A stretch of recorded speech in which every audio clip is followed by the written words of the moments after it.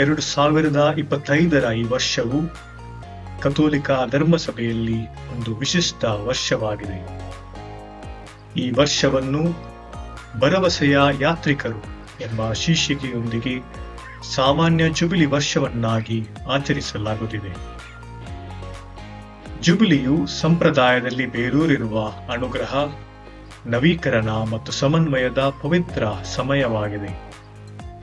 ಸಹೋದಯ ಹಬ್ಬವು ಈ ವರ್ಷದ ಸಹೋದರತ್ವದ ಬೆಸುಗೆಯನ್ನು ಕಥೋಲಿಕ ಧರ್ಮಸಭೆಯ ಯೋಚನೆಗಳ ಹಾದಿಯಲ್ಲಿ ಆಚರಿಸುವ ಸಲುವಾಗಿ ಜುಬಿಲಿ ವರ್ಷದ ಶೀರ್ಷಿಕೆ ಮತ್ತು ಲಾಂಛನವನ್ನು ಉದಾಹರಣೆಯಾಗಿಟ್ಟುಕೊಂಡು ಭರವಸೆಯುಕ್ತ ಯಾತ್ರಿಕ ಹಾದಿ, ಸಹೋದರತ್ವಕ್ಕೆ ಬುನಾದಿ ಎಂಬ ಶೀರ್ಷಿಕೆಯಡಿ ಸಹೋದಯವನ್ನು ಆಚರಿಸುತ್ತಿದ್ದೇವೆ.